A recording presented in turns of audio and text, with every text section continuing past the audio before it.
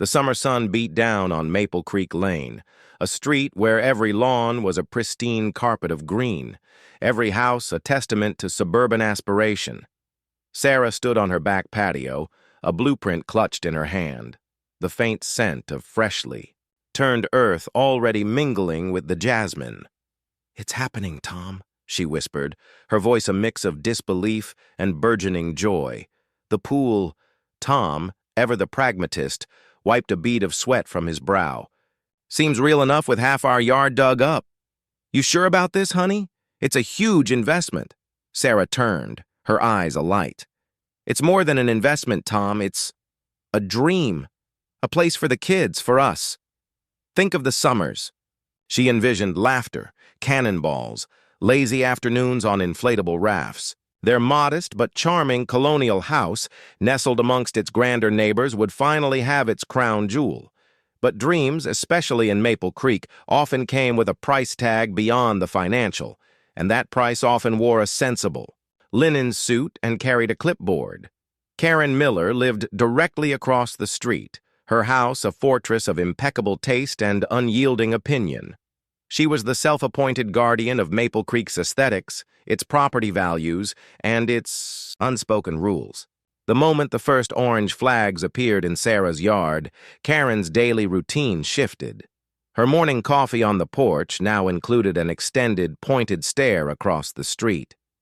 Her afternoon walks conveniently veered past Sarah's property, her lips pursed in an expression that oscillated between disdain and thinly veiled outrage. The first direct confrontation came 2 days into the excavation. Sarah was attempting to wrestle a rogue length of caution tape into submission when Karen's shadow fell over her. "Sarah," Karen began, her voice dripping with an artificial sweetness that only amplified its underlying steel. "I see you've begun quite the project." Sarah straightened, offering a polite but wary smile. "Yes, Karen, we're so excited. It's going to be a beautiful addition." "An addition, certainly," Karen purred, her gaze sweeping over the burgeoning pit, then lingering on Sarah's slightly dusty shorts. "Though perhaps not in the way you envision. A pool, dear, in this neighborhood? It's rather a bold choice." "Bold?" Sarah asked, confusion creasing her brow. "We thought it would be lovely. Many homes have them now," Karen tutted. "Ah, but not here. Not on Maple Creek. Our values are predicated on a certain understated elegance. Families. Here appreciate the sprawling lawns, the mature trees, the peace. A pool, Sarah, introduces complications." She paused, allowing her words to hang in the humid air. "Noise, children. The unsightly glare of the water. Not to mention the insurance liabilities. And frankly," she leaned in conspiratorially, though her voice still carried across 2 properties, "they can actually depreciate your property value. Buyers today are looking for low maintenance, turnkey. A pool is a commitment, a burden." Sarah's heart sank a little. She'd heard the whispers, the vague warnings from a few well-meaning friends about Karen's committee, but she'd dismissed them as harmless neighborhood eccentricities. Karen's words, however, struck with the precision of a well-aimed dart. "Our realtors said it would be an asset," Sarah countered, trying to sound more confident than she felt. Karen merely smiled, a tight, knowing curve of her lips. "Realtors will say anything to make a sale, won't they? I, however, have lived here for 30 years. I've seen trends come and go. And I can tell you, with absolute certainty, this will not enhance your investment." With a final dismissive flick of her perfectly coiffed blonde bob, Karen turned and glided back across the street, leaving Sarah standing amidst the dust and doubt. The excavation continued, a symphony of grunts, beeps, and hydraulic hisses. Each day, Sarah watched as the concrete shell took shape, a colossal blue maw in her backyard. And each day she felt Karen's gaze, a constant, oppressive weight. It wasn't just the stairs. It was the sudden increase in neighborhood walks, always coincidentally past her house when the noise was loudest. It was the fleeting, pitying glances from other neighbors who quickly averted their eyes when Sarah tried to meet them.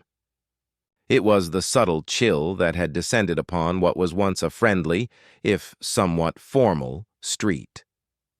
One evening, after a particularly grueling day of digging, Sarah found a meticulously folded note tucked under her doormat. It was typewritten, perfectly centered and devoid of any personal greeting. To the occupants of 142 Maple Creek Lane, we, the concerned residents of this esteemed community, feel compelled to express our growing disquiet regarding the ongoing construction at your property. The excessive noise, prolonged disruption, and perceived deviation from the established aesthetic character of Maple Creek are causing considerable distress. Furthermore, the inherent implications of such an undertaking for the collective property values of our tranquil enclave are a matter of significant apprehension. We urge you to reconsider the scope and nature of this project, or at the very least, ensure its swift and minimally intrusive completion. Sincerely, a concerned collective of Maple Creek residents. Sarah crumpled the note, her face flushed with a mixture of anger and humiliation. A concerned collective? She fumed to Tom later, waving the crumpled paper. This is Karen, plain and simple. Who else writes like this? Esteemed community, tranquil enclave. It practically screams her name. Tom, weary from a long day at work, rubbed his temples. Look, honey, she's a busybody. We knew this. Just ignore her. The pool's almost done. Once it's filled and beautiful, maybe she'll back off. But Karen didn't back off. She escalated. The HOA, typically a sleepy organization concerned with lawn heights and mailbox colors, suddenly became hyper-vigilant. Sarah received a notice about unapproved external landscaping changes, referring to the small temporary fence around the construction zone. Then, a complaint about excessive debris on public thoroughfares, a few pebbles from the delivery trucks. Each time, Sarah complied, frustrated but determined. The children, oblivious to the simmering tension, were the only ones still excited. 7-year-old Lily would press her nose against the living room window, mesmerized by the giant crane. 10-year-old Ben drew elaborate pictures of himself doing cannonballs into a pristine blue pool. Their innocent enthusiasm was the only thing keeping Sarah from succumbing to the creeping doubt Karen had planted. Was she really ruining everything? Was she the neighborhood pariah?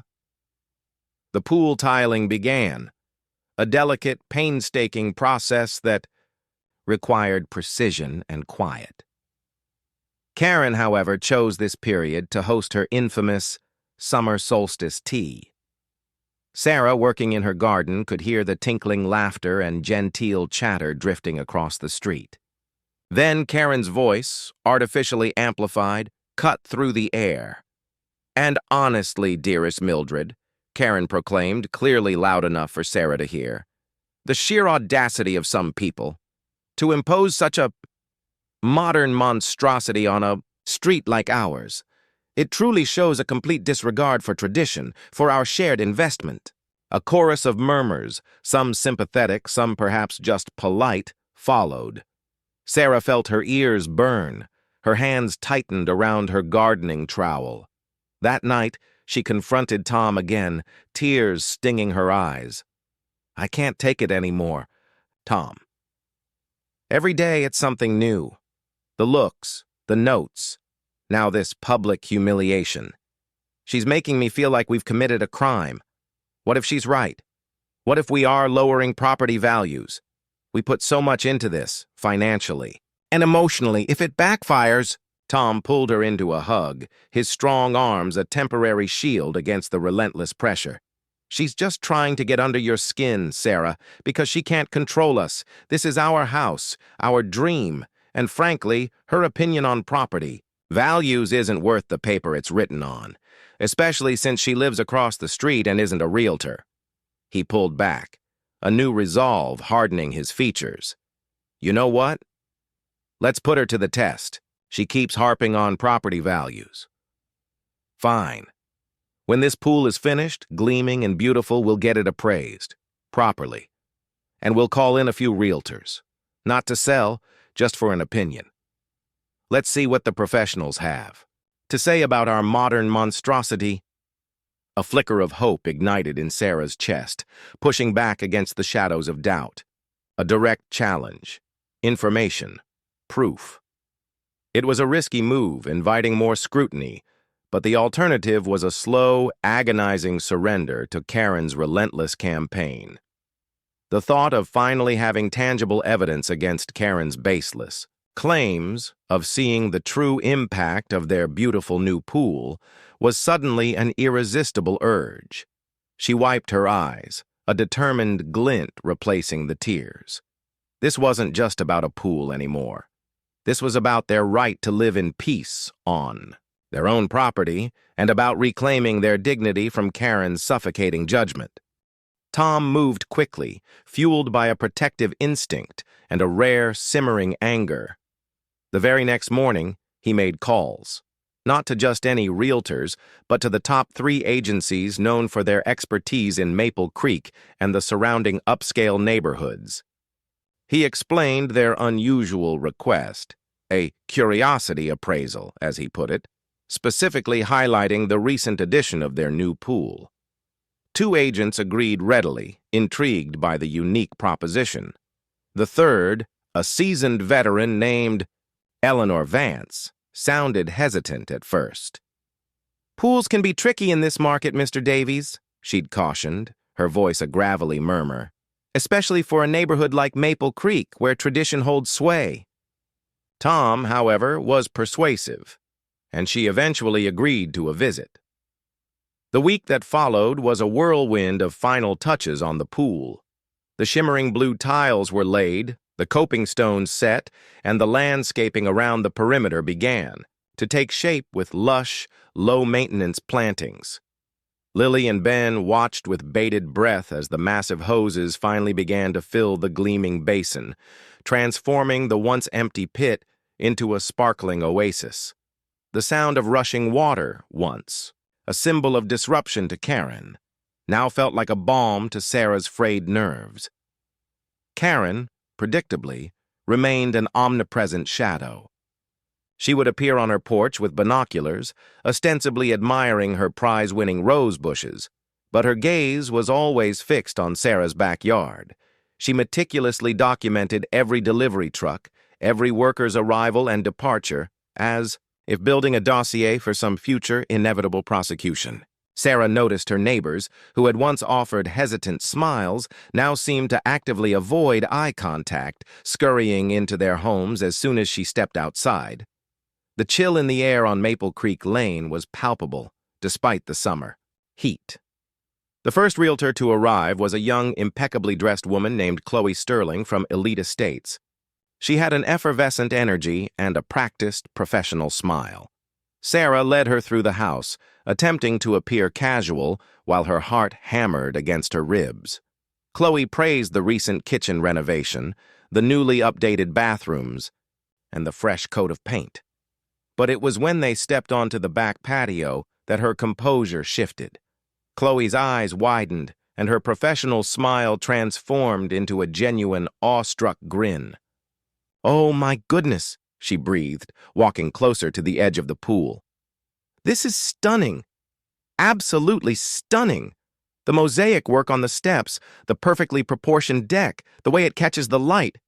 It's a showstopper, truly." Sarah felt a surge of relief so profound it almost buckled her knees. "Karen, our neighbor, suggested it might actually lower our property value," Sarah ventured, watching Chloe's reaction carefully. Chloe laughed, a light, melodious sound. "With all due respect to your neighbor, that's simply not true in today's market, especially in a desirable area like Maple Creek.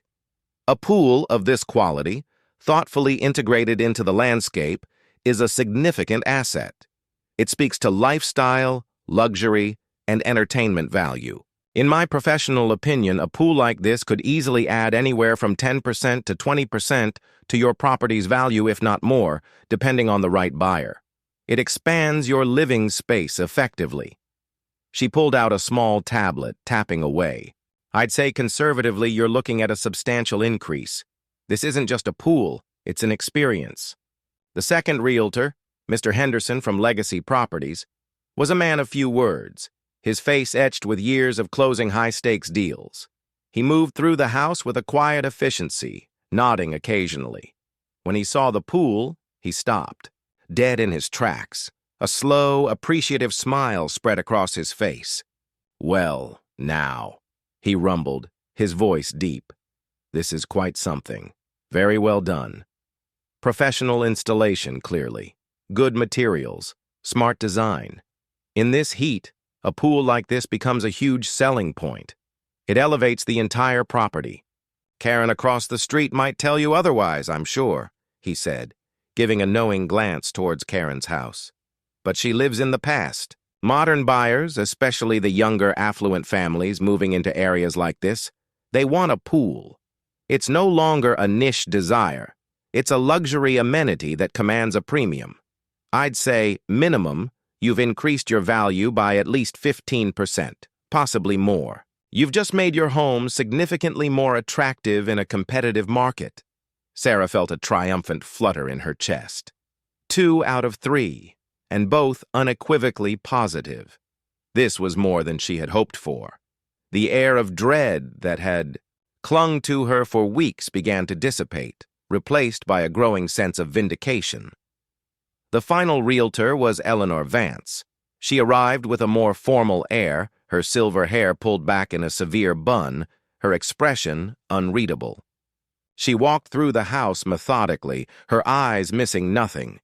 When they reached the backyard, she paused for a long moment, surveying the sparkling water, the stone patio, the new plantings. Finally, she turned to Sarah, a small, almost imperceptible smile playing on her lips. "Mr. Davies mentioned you had concerns about property value depreciation," she said, her voice surprisingly soft. "And traditionally, in some very specific, highly conservative markets, a poorly executed pool could be a detractor. But what you have here, Mrs. Davies, is not a pool. This is an outdoor living masterpiece." Sarah held her breath. "Maple Creek is evolving," Eleanor continued, her gaze sweeping the other impressive homes on the street. "The market demands more. Families with children, young professionals, they're looking for turnkey luxury. This pool, with its exquisite design and quality construction, does precisely that. It doesn't just add value, it doubles the appeal of your home. It moves it from a lovely house to a highly desirable property. The investment you've made is not just recouped, it's likely leveraged. This pool could easily add 20 to 25% to your property value, possibly even more if the right buyer walks through the door. This," she gestured expansively, "is a stroke of genius in this market." Sarah felt lightheaded. Doubled the appeal. 20 to 25% increase? It was beyond their wildest hopes. The immense weight that had crushed her spirit lifted, replaced by an exhilarating sense of triumph. She exchanged a quick, meaningful glance with Tom, who stood by, a quiet grin spreading across his face. As Eleanor packed her briefcase, Sarah, feeling emboldened, couldn't resist. "My neighbor, Karen Miller, across the street," she began, gesturing vaguely, "has been quite vocal about her concerns that our pool would actually lower property values." Eleanor Vance chuckled, a dry, knowing sound. "Ah, Karen. Yes, I know Karen. And her opinions. Let's just say, Mrs. Davies, that Karen Miller's expertise lies more in maintaining the status quo than in understanding the dynamic shifts of the modern real estate market. You, on the other hand, have demonstrated a remarkable foresight. Rest assured, your pool is a significant asset. A very significant asset indeed." Later that evening, as the setting sun cast long shadows across Maple Creek Lane, Sarah and Tom sat on their new patio, watching Lily and Ben splash gleefully in the crystal-clear water. The sounds of their laughter, once muted by Sarah's anxiety, now echoed freely, a joyful defiance. The 3 appraisal estimates lay on the patio table between them, each one confirming the others. Their home had significantly increased in value. Not only had it not depreciated, but it had skyrocketed. Just then, Karen Miller emerged from her house, ostensibly to retrieve her mail. Her eyes, drawn by the sound of the children's laughter and the shimmering blue, fixed on Sarah's backyard. She saw the kids, the perfect water, the glowing pride on Sarah's face. And she saw the appraisal forms, neatly stacked on the table, their numbers faintly visible even from across the street. The air, already thick with the scent of chlorine and triumph, vibrated with an unspoken challenge. Karen's face, usually a mask of controlled elegance, contorted into a flash of raw, unadulterated fury. For the first time, Sarah saw something, akin to panic in Karen's eyes, a clear indication that Karen had not just lost an argument, but had perhaps, fundamentally, miscalculated. The sunset glow that had bathed Maple Creek Lane in a golden, peaceful light abruptly shifted, becoming tinged with the fire of Karen's fury. Her face, usually a canvas of calculated composure, was now a mask of pure indignation, contorted by the sight of Sarah's triumphant smile and the damning appraisal forms. She snatched her mail from the box with a violence that belied her usual elegance and retreated into her house, the heavy oak door slamming shut with a resounding thud that echoed ominously across the street. "Did you see that?" Sarah whispered to Tom, a shiver running down her spine despite the evening warmth. "She looked unhinged." "Good," Tom muttered, picking up the appraisal forms and fanning them lightly. "Let her stew. Maybe she'll finally realize she's wrong." They both underestimated Karen. Her retreat was not a surrender, but a strategic withdrawal, a regrouping of forces. The next morning, the first salvo was fired. Sarah woke to an insistent hammering on her door. It was Mr. Henderson, the HOA president, a mild-mannered man who typically only emerged from his house to scold children for straying onto his lawn. He stood on her porch, looking profoundly uncomfortable, clutching a thick stack of papers. "Mrs. Davies," he began, his voice strained. "I'm afraid we have a situation. Multiple complaints have been filed regarding your new pool." Sarah's eyes narrowed. "Complaints? About what?" "Noise pollution, primarily," Mr. Henderson stammered, flipping through the documents. "Excessive splashing, loud voices, unscheduled use. There's also a petition." He held up a document, its pages filled with signatures. Sarah recognized a few names. The elderly couple 2 doors down, the notoriously reclusive family at the end of the cul-de-sac, and Karen's elegant looping signature stood out at the top, bold and assertive. A petition? Sarah felt a cold knot tighten in her stomach. For what? For a new bylaw, Mr. Henderson mumbled, avoiding her gaze. Specifically regarding private swimming pools. Limitations on hours of operation, noise levels, guest restrictions, and a proposal for a new mandatory annual impact fee for homeowners with pools to offset perceived community disruptions. Sarah stared, aghast. An impact fee? For our pool? This is absurd. And unscheduled use? My children are swimming in their own backyard. "I understand your frustration, Mrs. Davies," Mr. Henderson said, sweat beading on his forehead. "But the board has received an overwhelming response. Karen Miller has been very proactive." "Proactive?" Sarah scoffed. "She's waging war." Mr. Henderson merely wrung his hands. "The board meeting is set for next Tuesday. You are, of course, invited to present your case." With a final, apologetic shrug, he handed her the stack of documents and shuffled away, leaving Sarah reeling. The petition was a masterclass in passive aggression, drafted with Karen's characteristic flair for language. It painted the pool as a threat to the neighborhood's serenity, a magnet for chaos, and a drain on collective resources. It was filled with vague accusations and thinly veiled slights. The names on the petition stung. She had thought some of these people were Friends, or at least neutral acquaintances. Now they were aligned with Karen. Tom, when he saw the documents, slammed his fist on the kitchen counter. "This is harassment, pure and simple. She's trying to legislate us out of our own enjoyment." "But why?" Sarah asked, her voice tight with a desperate edge.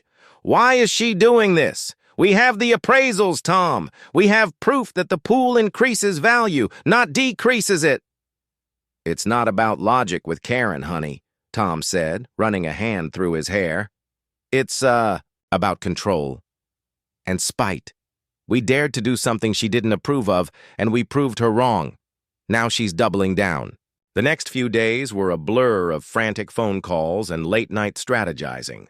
Sarah contacted Eleanor Vance, the realtor who had been so effusive about their pool. Eleanor listened patiently, her dry chuckle echoing through the phone line. When Sarah mentioned Karen's new tactics, "Typical Karen," Eleanor said. "She's a creature of habit. Dislikes anything new or unapproved by her. But this is beyond the pale. You have the facts on your side, Mrs. Davies. Property values are objectively measurable. I'd be happy to speak on your behalf at the HOA meeting, or at least provide a formal letter detailing the positive impact of your pool on the property value."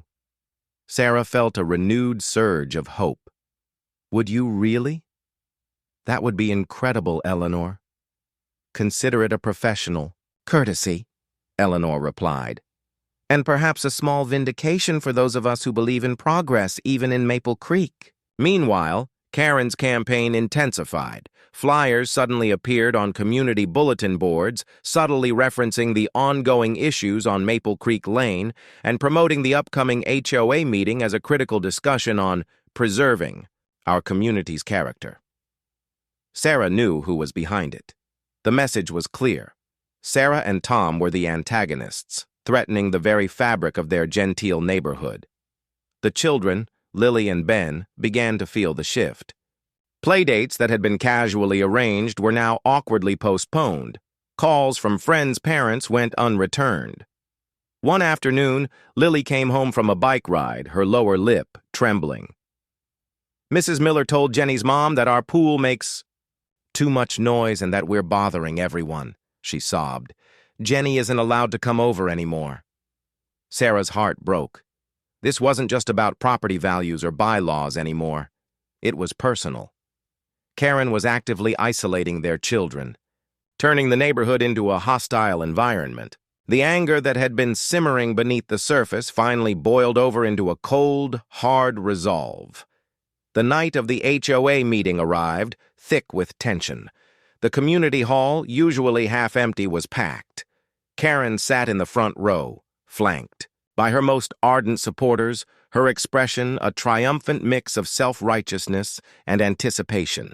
Sarah and Tom took seats in the back, the 3 appraisal letters and Eleanor Vance's formal statement clutched in Sarah's hand. Mr. Henderson, looking even more flustered than before, called the meeting to order. After the usual mundane announcements, he cleared his throat. "Now, moving on to new business. We have a significant item on the agenda this evening concerning community standards and new construction." He nodded towards Karen, who rose with an air of practiced dignity. Karen launched into a dramatic, carefully rehearsed monologue. She spoke of the sanctity of Maple Creek, the fragile ecosystem of peace and quiet, and the unfortunate precedent set by Sarah's pool. She presented anecdotes of disturbed naps, interrupted garden parties, and the alleged plummeting of property inquiries since the pool's completion. She even brought a stack of what appeared to be printouts of online articles, vaguely titled things like Pools, Asset or Liability, clearly chosen to support her narrative. Her voice grew more impassioned, painting Sarah and Tom as reckless, inconsiderate disruptors.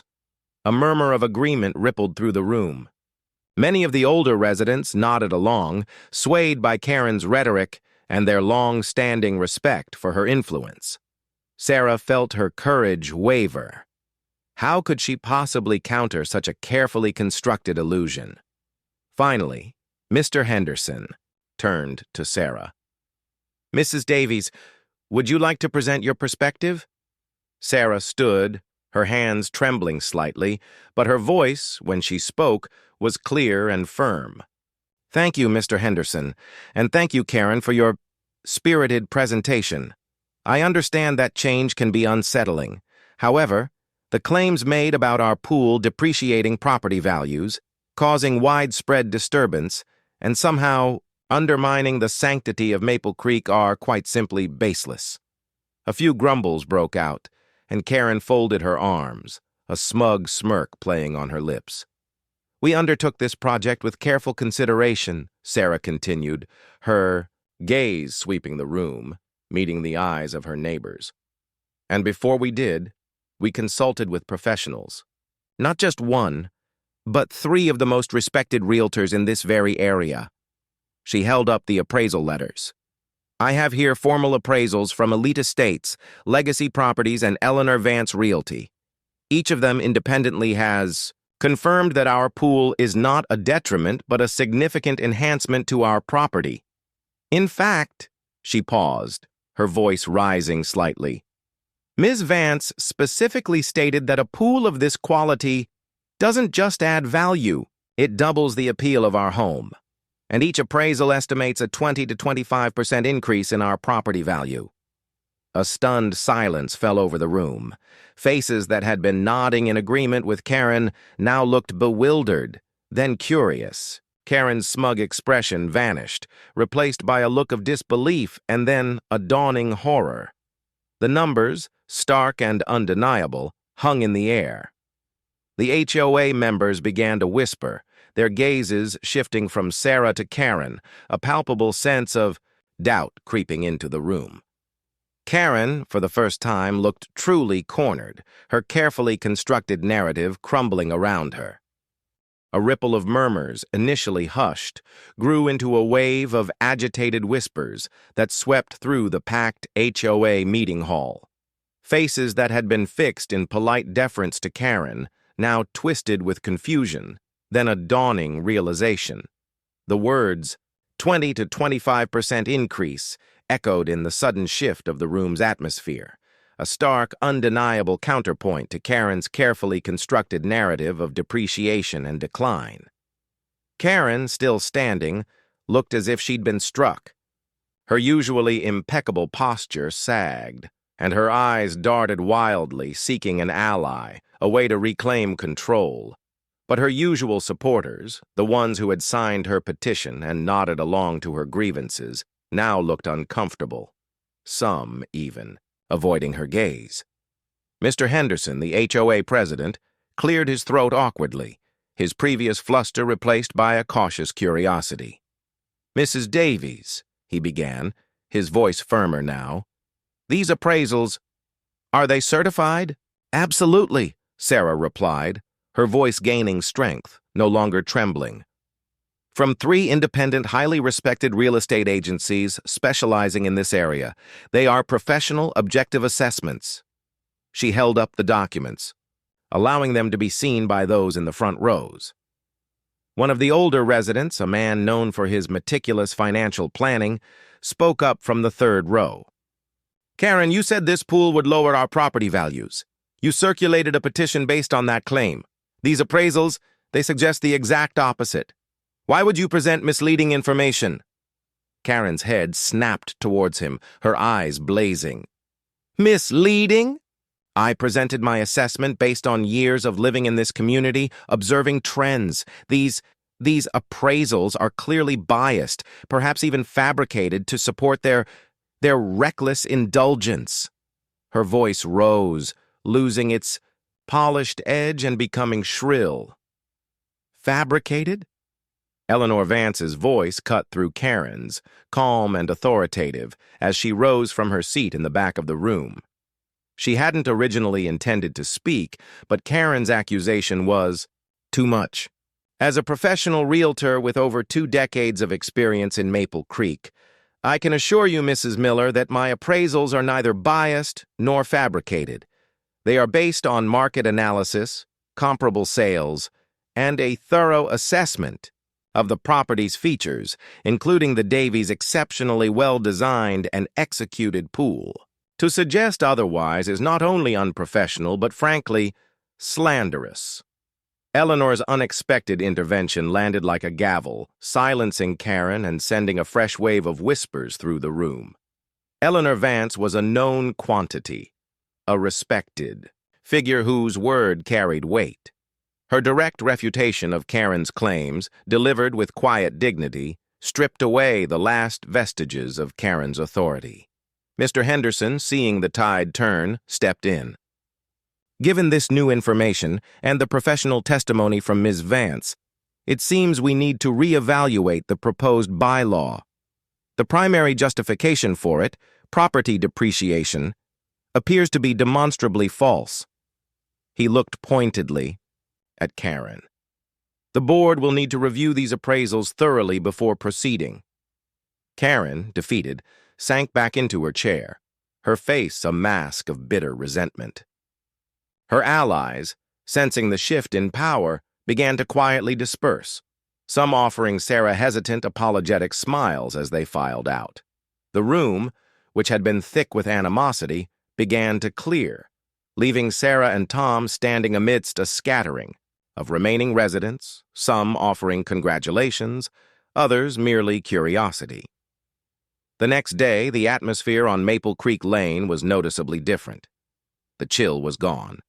Neighbors who had averted their gaze now offered genuine smiles. Mrs. Gable, the elderly woman who had signed Karen's petition, stopped Sarah while she was watering her flowers. "Sarah, dear," she said, her voice soft with regret, "I'm so sorry about that petition.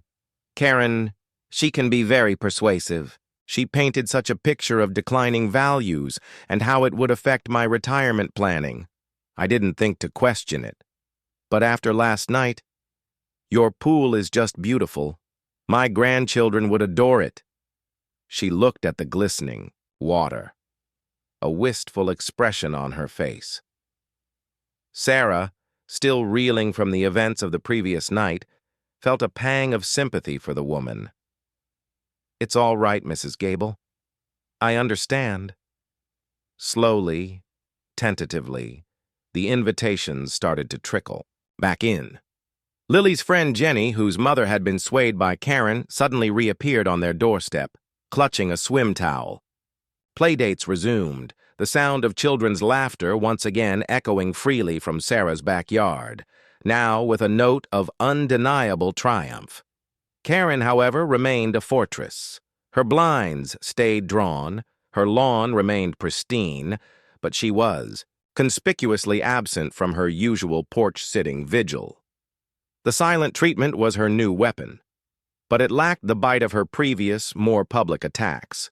She refused to acknowledge Sarah, turning her head sharply away if their paths crossed on the street.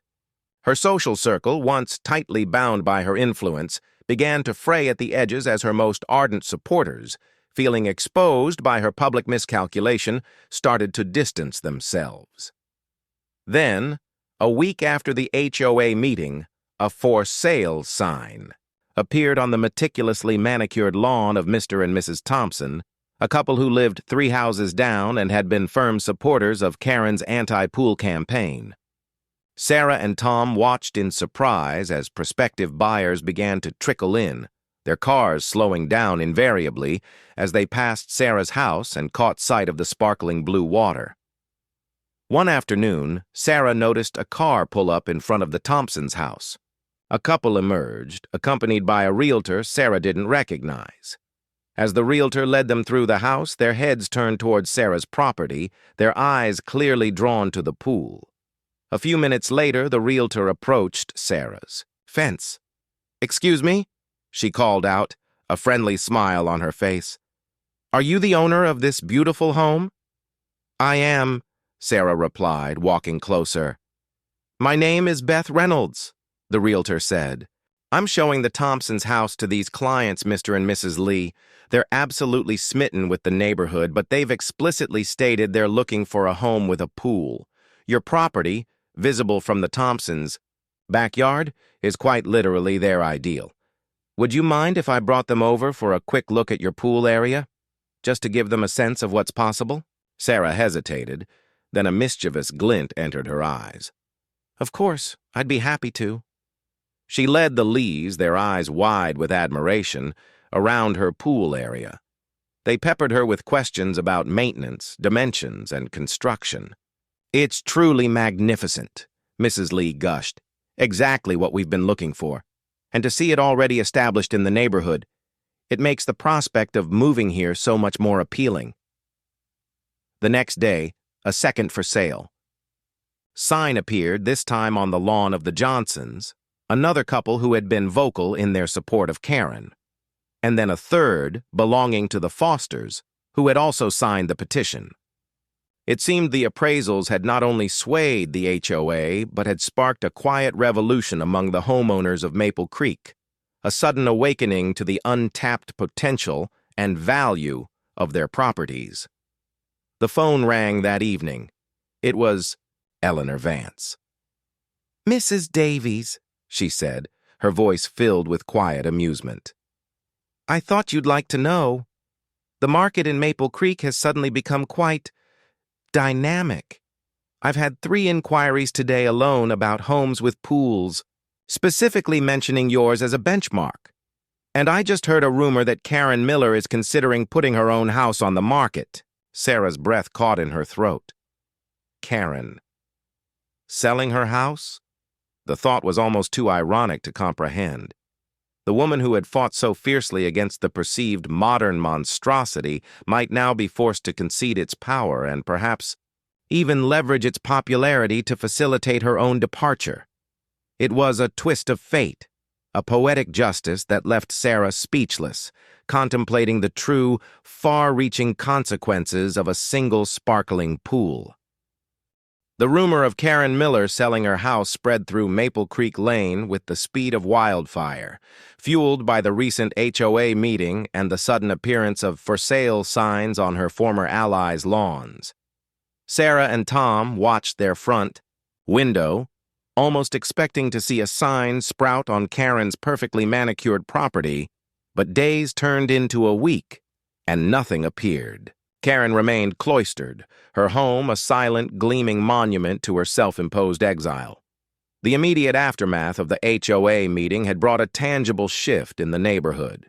Children's laughter from Sarah's backyard was no longer a point of contention but a cheerful backdrop to summer afternoons. Neighbors stopped by, some with bottles of wine, others with freshly baked cookies, offering apologies for their previous coldness and expressing admiration for Sarah's resilience and her beautiful new pool. The Thompsons, the Johnsons, and the Fosters, whose homes were now on the market, were unexpectedly finding their properties in high demand. Realtors, sensing a new market trend, were actively touting pool-ready properties, using Sarah's home as the prime example of the value a well-executed aquatic amenity could add. One sunny afternoon, a sleek black SUV pulled up to Karen's curb. A man in a sharp suit emerged, followed by a woman carrying a clipboard. Sarah watched, her heart thumping a nervous rhythm against her ribs. This wasn't a potential buyer. This was different. The man had the stiff, professional air of an official. They walked directly to Karen's front door. Hours later, the SUV was still there. Then, a second car arrived, this one a familiar, understated sedan. Eleanor Vance. Sarah felt a jolt of alarm. Eleanor rarely made house calls, especially not to Karen Miller's. The blinds in Karen's living room, usually pristine and open, to reveal her tasteful decor, remained stubbornly drawn. The silence from across the street was deafening, a stark contrast to the lively sounds of splashing and laughter from Sarah's own backyard. That evening, Eleanor Vance called Sarah. Her voice was grave, devoid of its usual amusement. "Sarah," she began, "I just left Karen Miller's house. I thought you should know. She is selling her house, but not for the reasons you might think." Sarah held her breath. "It appears," Eleanor continued, choosing her words carefully, "that Karen has been struggling financially for some time. Her husband's investments, prior to his passing, were not as secure as she'd led people to believe. She's been maintaining appearances, living on borrowed time, quite literally. The market downturn a few years ago hit them harder than anyone knew. And the constant upkeep of that house, the pressure to maintain her image in Maple Creek, it's become unsustainable. Sarah felt a complex mix of emotions: surprise, a touch of pity, and then a profound sense of irony. The real issue, however, Eleanor's voice dropped to a conspiratorial whisper, is that her attempts to stop your pool, her relentless campaign against it, weren't just about control or spite. She convinced herself, and tried to convince others, that your pool would lower everyone's property values, including hers, thereby giving her an excuse for a potentially lower sale price, or at least a reason for why her home wasn't moving as quickly as she needed it to. She needed a scapegoat. You and your pool became that. She even went so far as to tell prospective buyers, behind the backs of the realtors trying to sell the homes, that the new pool on the street was a major detractor, hoping to artificially suppress prices or deter buyers, making her house look like a better deal. Sarah gasped. She was sabotaging the market? Trying to manipulate it? Precisely, Eleanor confirmed grimly. And here's the kicker, Sarah. She needed to sell desperately. But her constant negativity about the neighborhood, her attempts to undermine the very market she needed to leverage, they backfired spectacularly. People became wary. Realtors became hesitant to list her property because she was so difficult, so demanding, and so clearly out of touch with market realities. And ironically, her own house without a pool became less attractive in comparison to the now enhanced properties, especially yours, which became the new benchmark for luxury in Maple Creek. The ultimate irony. Karen had manufactured a crisis only to become its victim. Her desperate attempts to control the narrative, to dictate the value of others' homes, had blinded her to the real value of her own and the changing market. So, who was the man in the suit? Sarah asked, her voice barely a whisper. That, Eleanor said, a hint of steel in her tone, was a representative from her bank, and the woman with him was from a specialized real estate firm that handles distressed properties. It seems Karen is facing foreclosure. They're effectively taking over the sale of her home, likely at a far lower price than she ever wanted, just to recoup their losses. Her last desperate act was to try to secure a quick sale herself, but no one wanted to deal with her, and the rumors of her market manipulation had already made the rounds. A heavy silence fell. Sarah pictured Karen, trapped in her grand house, surrounded by her perfectly curated possessions, facing financial ruin and public humiliation, all of her own making. The sense of triumph she'd felt at the HOA meeting was now tinged with a solemn understanding of the depths of Karen's desperation and the self-destructive nature of her pride. The for sale sign finally appeared on Karen Miller's lawn the next morning, stark and impersonal, planted by the bank's agents, not by her chosen realtor. It simply read, "Bank-owned property." It was a cold, definitive declaration, devoid of the usual hopeful boasts of a private sale. There were no open houses, no cheerful realtors, just the quiet, methodical process of a distressed sale. Months later, a new family moved into Karen's house. They were young, vibrant, with 3 boisterous children. Sarah saw them often, laughing in their newly acquired vast backyard, considering, of all things, installing their own pool. They greeted Sarah with friendly waves, completely unaware of the drama that had played out on Maple Creek Lane. Sarah stood on her back patio, watching Lily and Ben splash in the glorious blue water, the setting sun glinting off its surface. The peace that had once seemed impossible now settled comfortably over their home. Her pool, once a source of bitter contention, had not only doubled their property's value but had, ironically, cleared the path for a new era in Maple Creek. Karen Miller was gone, a cautionary tale whispered among a few knowing neighbors. And Sarah's pool, once the target of her neighbor's ire, had ultimately become the catalyst for a quiet yet profound transformation of their street, proving that true value isn't just measured in dollars, but in the ripple effect of dreams, realized and battles won.